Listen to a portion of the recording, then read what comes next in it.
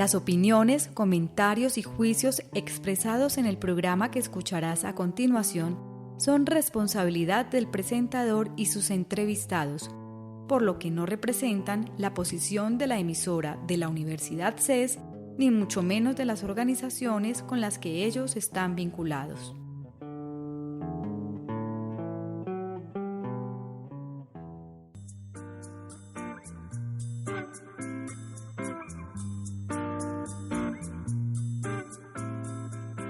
Más allá de la red, es un espacio donde analizaremos la construcción, el acceso, la divulgación, la necesidad e importancia de la información. Más allá de la red, programa realizado por la Biblioteca Fundadores de la Universidad CES y su emisora CES Radio.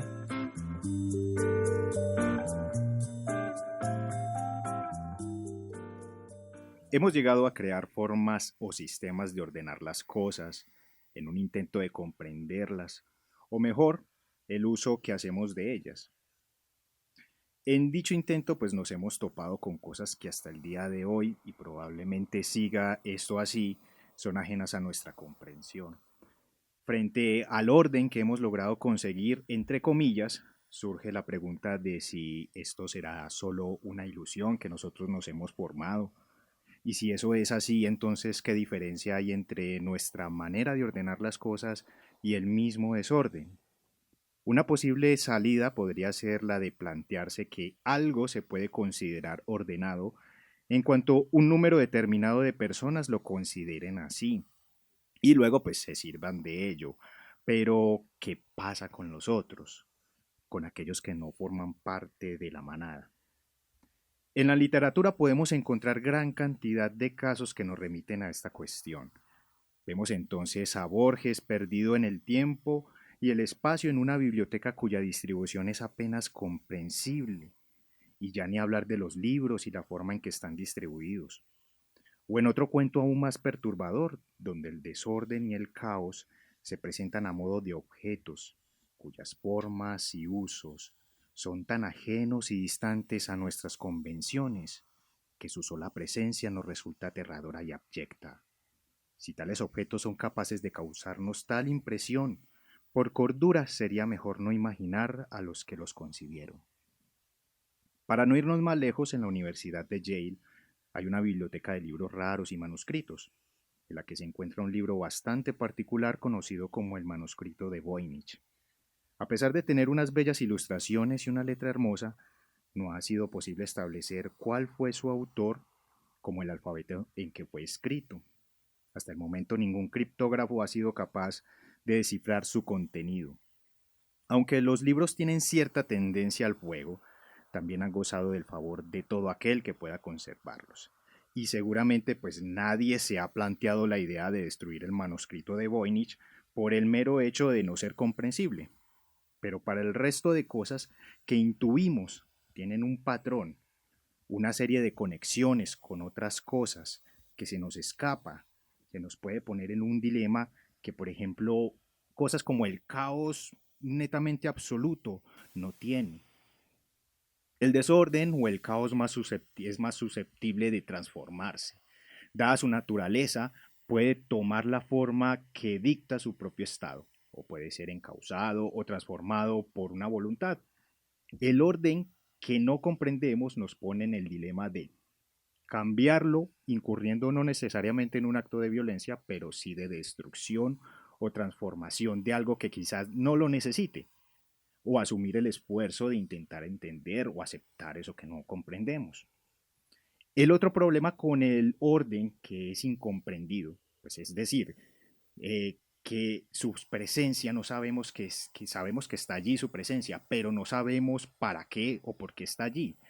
Es que es difícil de identificar y lo es mucho más cuando está presente en procesos históricos o en formas de pensar que se extienden por largos periodos de tiempo. Todavía hay personas que piensan como los primeros hombres, que se abrieron paso sobre montañas, selvas, ríos, desiertos, abriendo caminos, trayendo la luz y las maravillas de la civilización, alzando ciudades, creando sus propios códigos para poder habitar en ellas. Ni aun viendo el desastre que estamos haciendo, somos capaces de reconocer que la naturaleza, el planeta que habitamos está regido por un orden mucho mayor, el cual no llegamos a comprender. Nos fuimos en contra, pensando que su orden era desorden, y violentamos sin miramientos su forma de hacer las cosas. Yo soy John Wilber Sáenz y esto es Más Allá de la Red, transmitiendo desde la Universidad CES, sede del Poblado, a través de CES Radio, en radioces.edu.co, los jueves al mes a las 10 de la mañana, y para el resto del mundo desde la plataforma de podcasting iVoox. Nos pueden encontrar allí como Más Allá de la Red, todo el tiempo que lo permitan sus respectivas conexiones a Internet. Hoy pues me salió un poco del guión y de la rutina normal para compartirles algo que me llegó a mí justo a las 4 de la mañana. Pero bueno, creo que va muy bien con el tema que traemos hoy a colación, y es que pues como todos los invitados, que realmente no son invitados sino que son nuestros amigos de Más Allá de la Red, pues nosotros venimos a mostrarles una unidad de información, o que más que una unidad de información es un lugar maravilloso que todos los habitantes de Medellín y del mundo deberían conocer. Vamos a hablar un poco acerca de la biblioteca del El Jardín Botánico en la ciudad de Medellín. Y para ese menester, entonces nos está acompañando una invitada muy especial, que es Manuela Parra, coordinadora de la biblioteca del Jardín Botánico. ¿Cómo estás, Manuela? Bienvenida a Más Allá de la Red. Buenas tardes, Wilber. Mil gracias. ¿Cómo estás? Muy bien, aquí muy animados, con un calor pues impresionante, pero con una vista supremamente hermosa, precisamente de unas plantas, unas enredaderas que quedan acá en la cabina de la emisora. Bueno, entonces vamos a empezar un poquito con la pregunta casi que de rigor que nosotros siempre le hacemos a nuestros invitados. Preséntate. Pues nosotros, pues a ver, el presentador siempre es la responsabilidad, por eso le dicen presentador, pero pues aquí vamos a descargar un poquito esa responsabilidad de nuestros invitados, que seas tú pues la que le cuente a nuestros oyentes quién eres. Bueno, yo soy Manuela Parra, bibliotecóloga de la Universidad de Antioquia hace más de 14 años. Parezco joven, pero no lo soy tanto.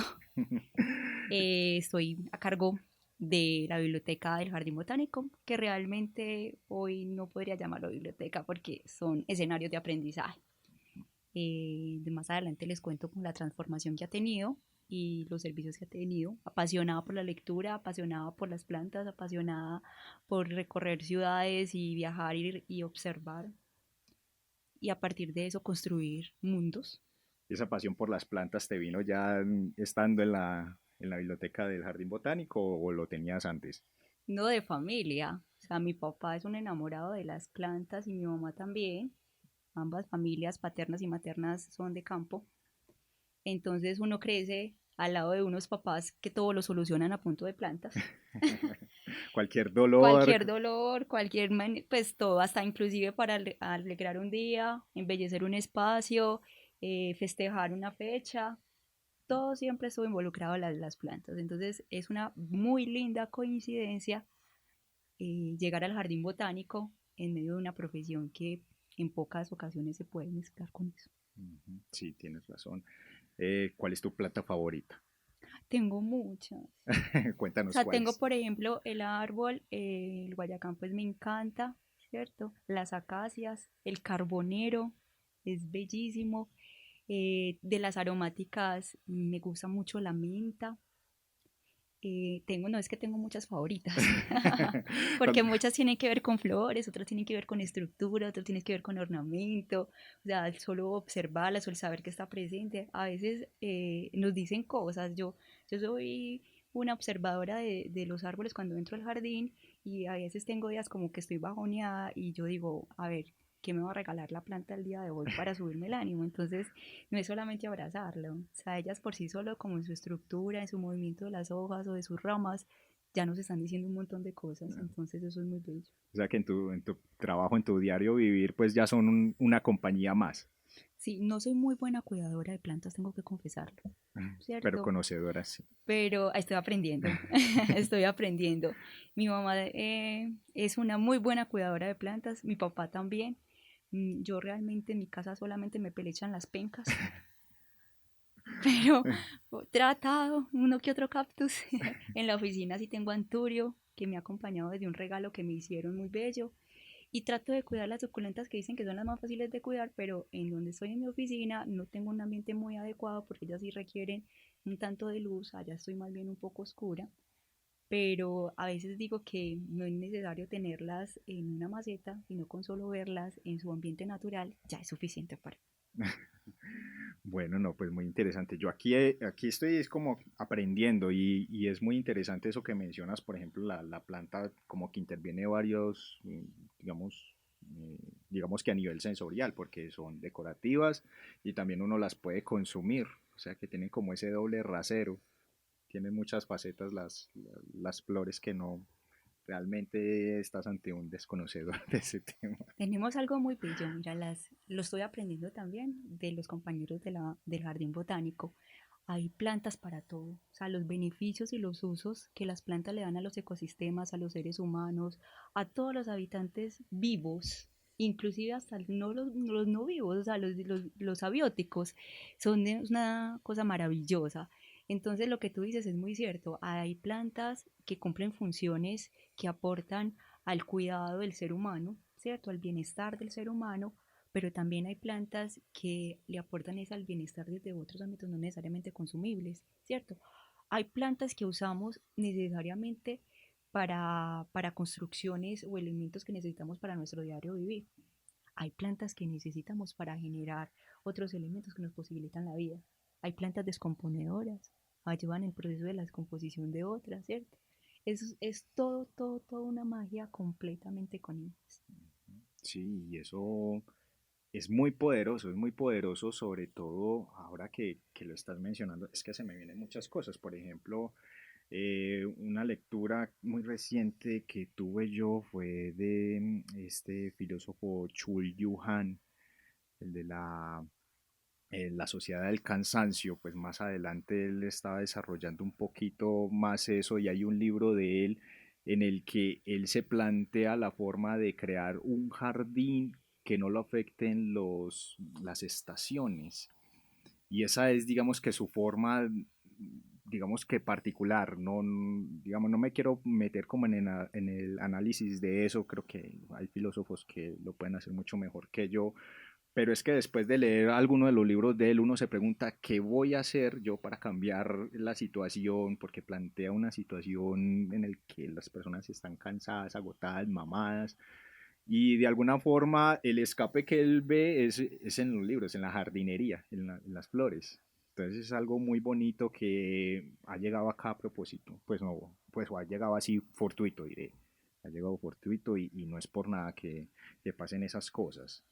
Entonces, digamos que esta conversación sirve para introducir entonces algunas cosas de los servicios que ustedes prestan y también como para recalcar la importancia de lo que ustedes hacen ahí en esa biblioteca, porque, pues sí, las personas que nos estén escuchando y no tengan ni idea en una biblioteca en el jardín botánico y eso cómo se relaciona y cuál es la importancia de eso, pues los que están escuchando en este momento ya se podrán dar cuenta que eso se relaciona con todo, con todo.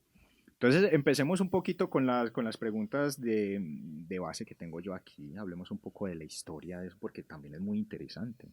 Es bastante Tiene sus interesante. raíces. Es que Total, mira, el Jardín Botánico como fundación Jardín Botánico nace en el año de 1943, ¿cierto? En el marco de un evento internacional sobre orquídeas. Ese mismo año llega al Jardín Botánico la biblioteca especializada de Enrique Pérez Arbeláez, perdón, la personal de Enrique Pérez Arbeláez, especializada en botánica, por petición de él. ¿Cierto? Él decide que su biblioteca debe estar en un sitio donde todas las personas puedan acceder a él. No quería que quedara resguardada en una biblioteca como la que se esperaba que llegara, que fuera la Luis Ángel Arango en Bogotá, porque sabía que el acceso iba a ser muy limitado. Entonces se hacen unas negociaciones frente a eso, los directores de ese entonces del jardín, y él entrega su biblioteca por 150 pesos al Jardín Botánico de Medellín. Es era algo pues realmente muy significativo. Entonces es en ese mismo año se comienzan a hacer unas gestiones a nivel internacional y llega una donación del Fondo de Cultura de Barcelona, una colección bastante amplia, 1200 ejemplares de literatura universal. Entonces, así es como se forma la Biblioteca Jardín Botánico de Medellín. Entonces, con una biblioteca personal de un naturalista y una donación de una entidad reconocida a nivel internacional desde la literatura.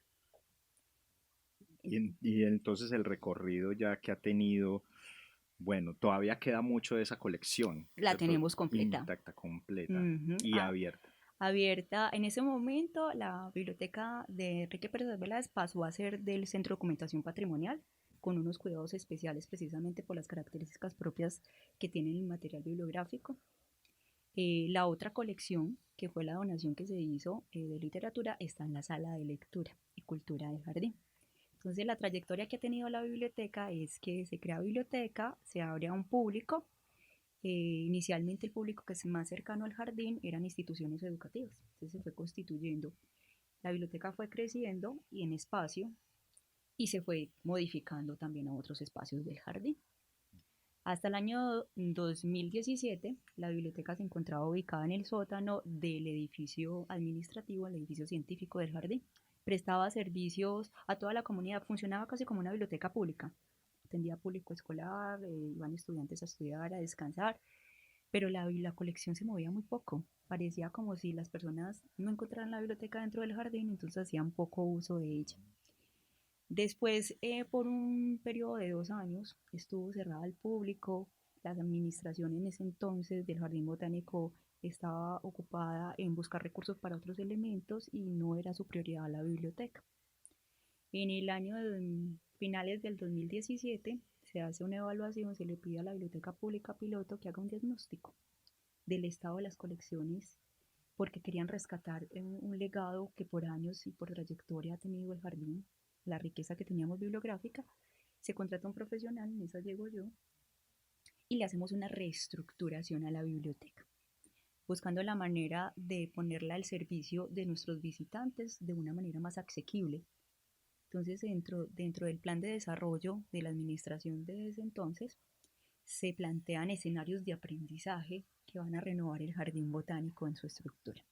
Y entre esos entonces está una sala de lectura y cultura que brinda servicios de acceso a la comunidad abierto, es una sala abierta al público, solamente es para lectura, no tenemos préstamo externo, es un espacio que físicamente posibilita encuentros, charlas, conversatorios, ¿cierto? Y una colección especializada en botánica, del que todo el mundo puede acceder. Y el otro escenario es el Centro de Documentación Patrimonial, que allí, como les contaba ahora, se resguarda la biblioteca especializada y la colección de Enrique Pérez Arbeláez. Bueno, vamos a hacer nuestra primera pausa y ya regresamos en Más Allá de la Red. No se muevan.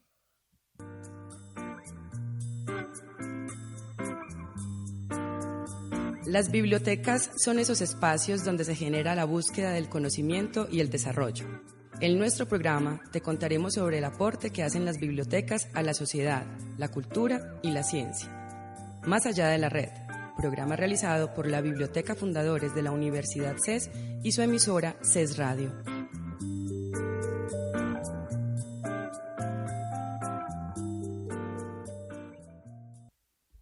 Regresamos aquí en Más Allá de la Red con Manuela Parra, coordinadora de la biblioteca del Jardín Botánico de Medellín, o más bien un escenario de aprendizajes, que es mucho mejor porque pues no es que sea eslogan, sino que es por las funciones que ustedes hacen, que ya vamos a arrancar con eso. Entonces hablemos un poco de esas funciones, qué son esos aprendizajes que ustedes están manejando allá, que están difundiendo.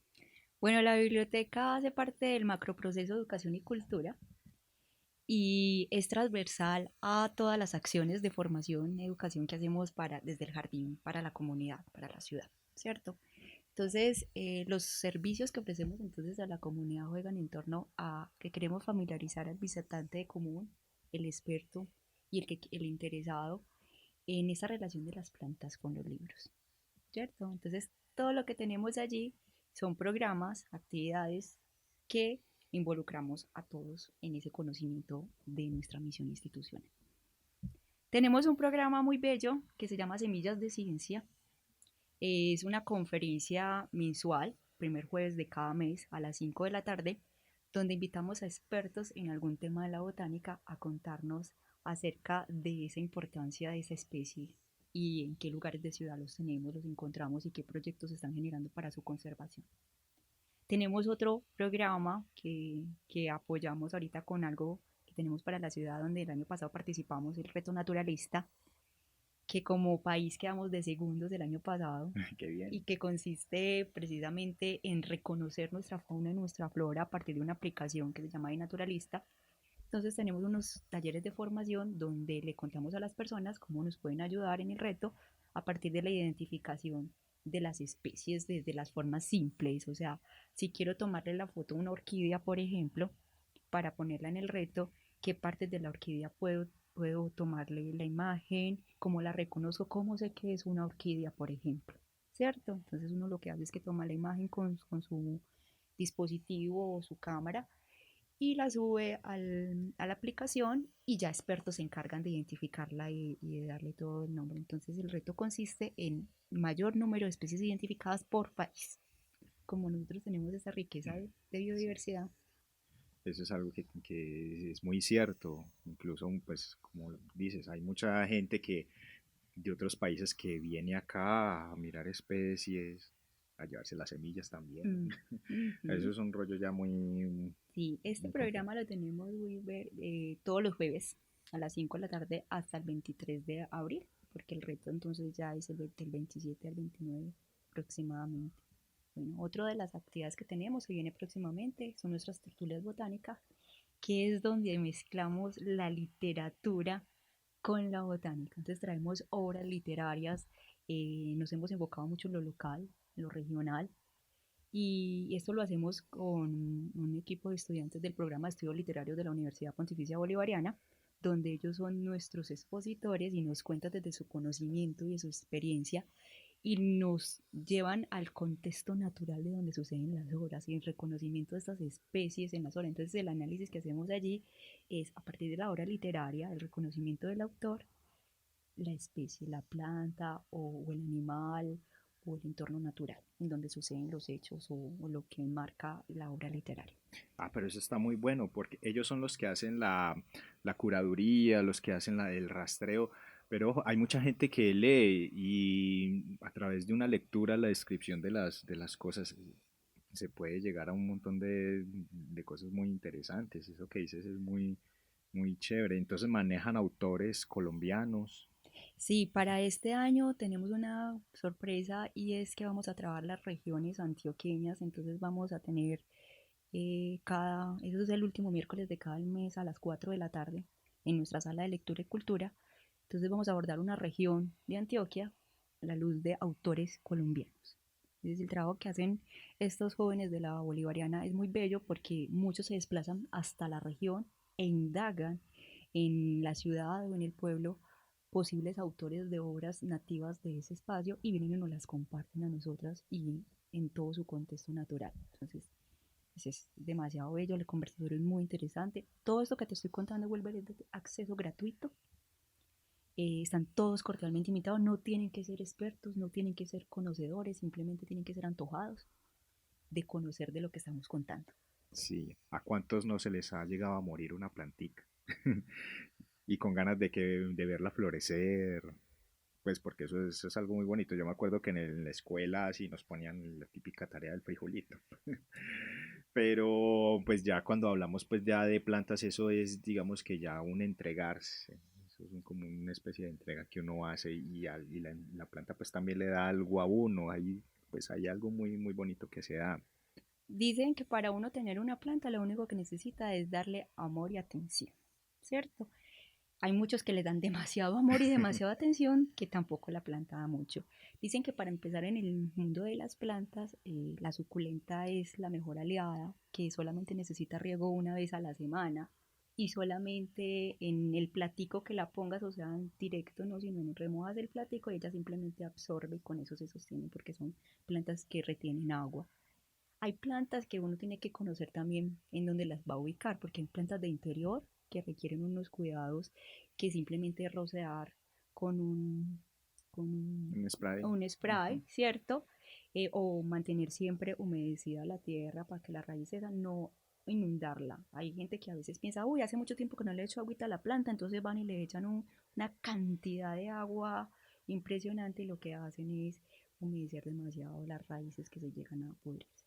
Hay plantas que son de exterior, tienen que estar de acceso directo con el sol porque el sol es su mejor aliado y no significa que tengan que estar totalmente, constantemente hidratadas, pero se prefiere que se hidraten, por ejemplo, en la noche, ¿cierto? Porque si en el día las hidratas, el sol simplemente va a evaporar el agua que le estás poniendo.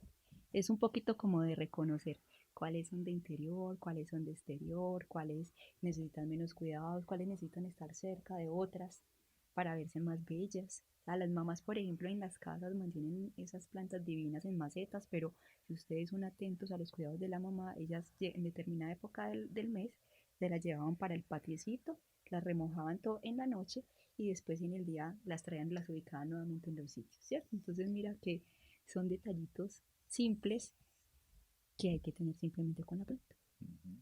Sí, lo que pasa es que hemos llegado a perder mucho esa clase de cuidados o esa afición también por las plantas. Y hay algo muy bonito que yo, pues revisando también en la página de internet de ustedes, uno de sus objetivos que es el de establecer una relación más amorosa con el ambiente, ¿cierto? No es que sea algo así como que de moda o también, o por el contrario, al otro extremo, de alarma, porque es cierto que estamos en una crisis ambiental importante, pero yo creo que todo eso se soluciona con eso que ustedes mencionan ahí, con el amor, ¿cierto? Y con el amor al lugar donde uno está. Y más al amor es la conciencia, Will, ¿cierto? Cuando uno se es consciente de los actos que tiene, porque tú puedes ser muy amoroso, nosotros lo mencionábamos, por ejemplo, en nuestros equipos de trabajo.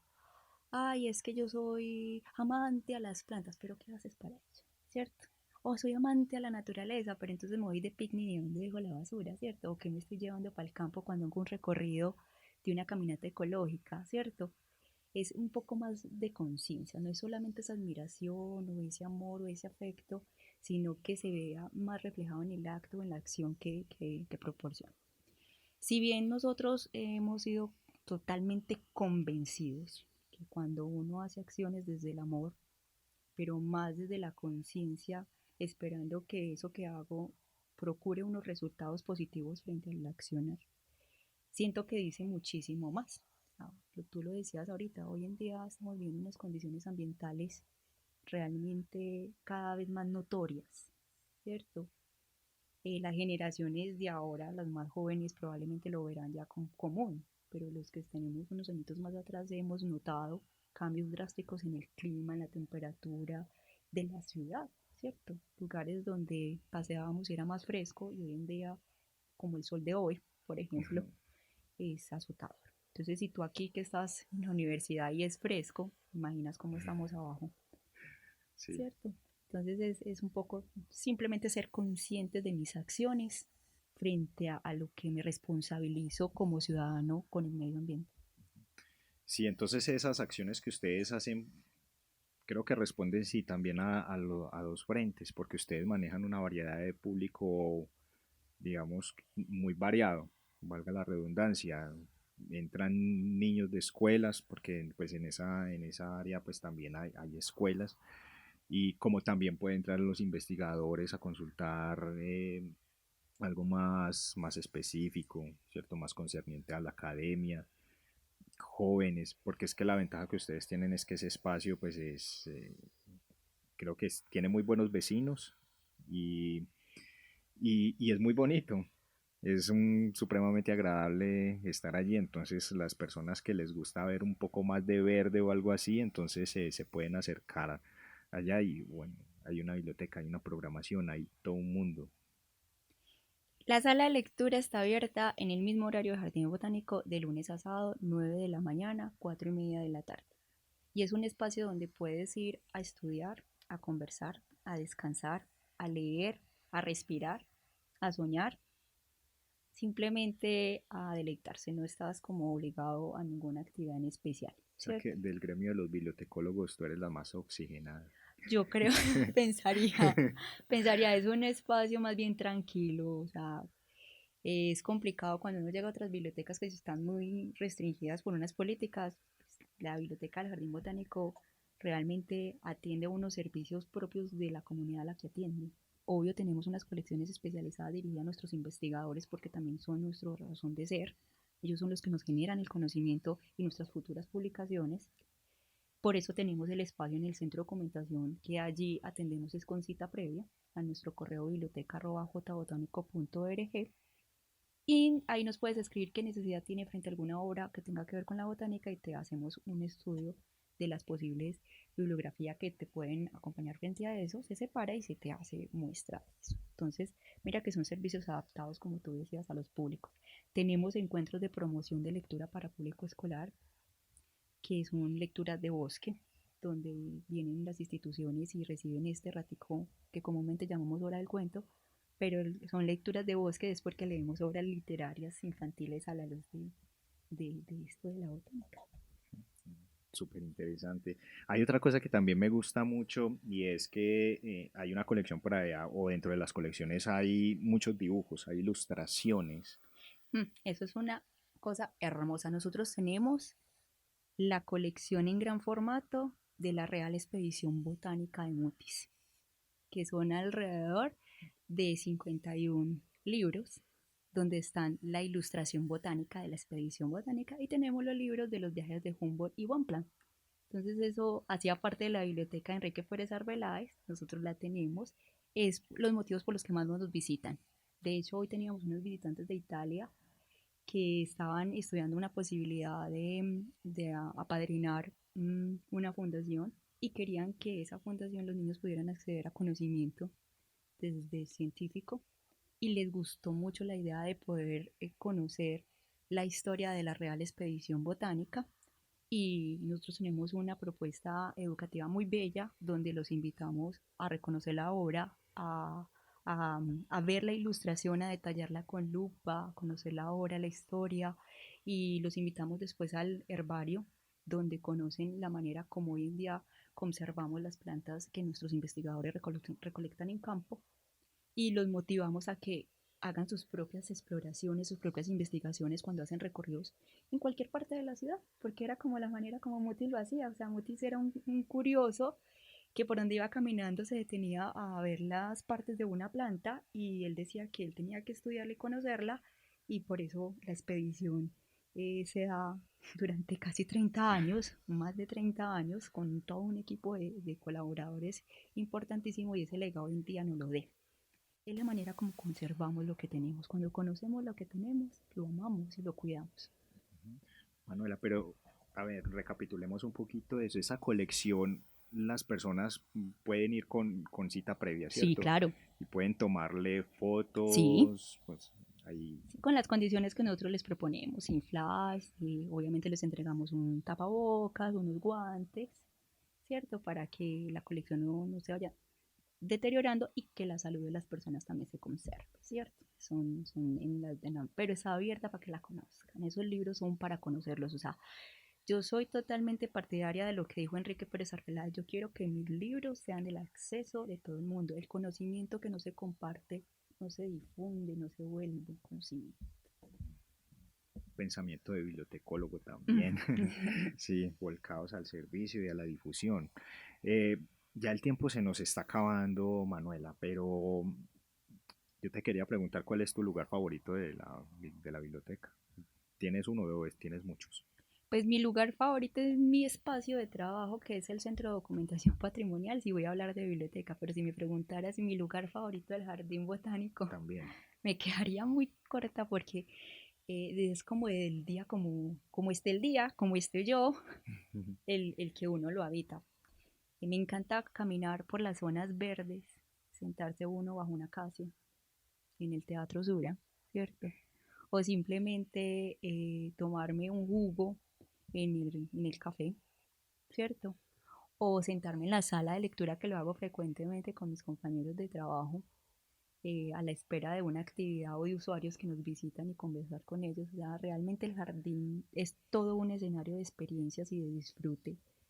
Y hoy en día está más bello. Hoy en día hay muchas cosas muy lindas por recorrer y por reconocer. Yo me sorprendo todos los días. Precisamente hoy encontré un árbol que estaba florecido y yo juraba que era, que podría ser, juraba no, yo, esto puede ser un, un guayacán morado. Entonces le pregunté a una de mis compañeras ingenieras forestales y me dijo, no, es una acacia morada, está florecida, está muy bella. Y sorprenderse todos los días. Siento que trabajar en el jardín botánico no se vuelve tanto un trabajo, sino un disfrute de tener ese espacio para observarlo todos los días. Sí, lo bonito es que es un lugar cambiante, ¿cierto? Como decías, ese árbol estaba ahí un momento en que estaba seco y después floreció, cambió. El árbol abuelo, en esos días con unas compañeras le hicimos un seguimiento porque cuando él deshoja es increíble, pero la manera de volver a florecer es de un día a dos. Entonces hicimos la tarea de tomarle una foto cada día al árbol abuelo para mirar el cambio que tenía y es increíble. Uy, man. Ahorita te muestro fotos que tengo aquí, de verdad. No es que aquí me estás diciendo un montón de árboles y de plantas y me dan ganas de anotarlos por ahí. Pues ya de ahora en adelante sí voy a ser mucho más perceptivo de las plantas. Que, pues como a todos les gusta mucho, pero digamos que saber, ay, no, es que esta es de tal especie y necesita tales y tales cuidados. Hasta allá no, seguramente no llegaré, pero sí es algo que se logra disfrutar aún siendo un poco ignorante acerca del nombre de la especie y de todas Pero esas puedes ir cosas. reconociendo. Mira, por ejemplo, hay plantas que son hospederas de insectos o alimentadoras de insectos. Entonces, donde encuentres, por ejemplo, un colibrí, sabes que es nectarífera porque el colibrí necesita néctar para alimentarse y solamente se acerca a aquellas plantas que se lo favorecen. Entonces, ahí hay una asociación muy bella. Donde veas una mariposa posada, entonces también te vas a dar cuenta, ay, esa planta ayuda para su ecosistema porque o la alimenta o le hospeda para que se reproduzca. Los animales son unos indicadores también de un estado en cómo está un ecosistema. Ellos nos van diciendo cuál es la calidad del aire o en el estado en el que está la planta porque se hacen presentes en esos sitios. Entonces es mucho que reconocer, es todo un conjunto de cosas. ¿Quién no va a favorecer estar en un sitio donde se siente fresco, agradable? ¿Qué hay cerca? Árboles y plantas, ¿cierto? Que huelen rico. Ahorita que me trajiste que conociera de este tuyo en el que vemos acá, mismo sentimos un olor dulce Dulce, sí. que es propio de la enredadera propia que hay ahí. Entonces habría uno que indagar como qué flor da o en qué estado está la planta para saber por qué está generando ese aroma. Entonces a partir de ahí. Y ni qué decir de las medicinales, ¿cierto? O de las aromáticas, que son las que más consumimos, que solamente con tocarlas un poco ya nos está regalando su aroma. Entonces es como, dale una caricia a la planta para que te regale un aroma. Bueno, Manuela, ya el tiempo se nos ha acabado, pero pues este tema da para muchas cosas. Yo siempre digo eso, porque siempre me encarreto mucho con los programas y espero que ustedes, oyentes, también se encarreten con los programas y estén en contacto con nosotros. Muchas gracias, Manuela, por estar acá con nosotros en Más Allá de la Aquí Red. por invitarnos, fue muy agradable, qué rico. Y los esperamos por el Jardín Botánico, por supuesto. Ah, bueno, las redes sociales, por donde la gente que no sepa, uy, cómo llegaron, que es, pues es difícil no saberlo, pero debe haber alguien que no sepa. Bueno, nos pueden seguir en nuestras redes sociales, estamos en Instagram, estamos en Facebook, estamos en YouTube, pues en todas realmente estamos simplemente buscando Jardín Botánico de Medellín. Allí puedes seguirnos toda la programación que tenemos, no solamente desde el área de educación y cultura, sino todo lo que ofrecemos institucional. Nuestros programas, algunos tienen costo. Precisamente en este momento estamos preparándonos para un taller de jabones naturales para los que estén interesados es el próximo fin de semana. Y así nos sigan en la programación y todo lo que tenemos allí para ofrecerles. Bueno, mis queridos oyentes, habitemos el lugar donde estamos, habitémoslo bien. No todos son, no todo es asfalto, no todos son edificios. Allí todo un mundo que se está desplegando ante nosotros. No dejemos que se marchite. Visitemos la biblioteca del Jardín Botánico de Medellín y nos vamos a encontrar con un verdadero tesoro, Y también pues los invitamos para que estén conectados con nosotros, con Más Allá de la Red, a través también de las redes sociales por CES Radio. Pueden encontrarnos en radio.ces.edu.co y también seguir los archivos de audio de Más Allá de la Red y también de toda la programación de la emisora CES Radio. ¿En dónde? En la plataforma de podcasting iVoox. Entonces, ahí están los puntos por los cuales ustedes pueden estar en contacto con nosotros. Es un placer estar acá en emisión con ustedes y nos vemos en un próximo programa. Hasta pronto.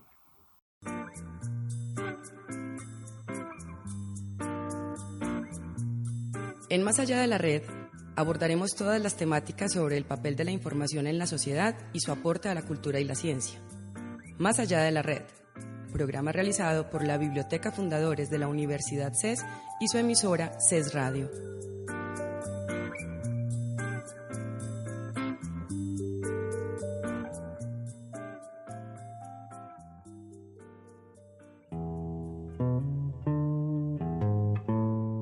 Si te perdiste alguna de las emisiones en línea de esta semana, puedes escucharlas una vez más en nuestra programación, el domingo o en nuestros archivos de audio ingresando a nuestro sitio web radio.ces.edu.co.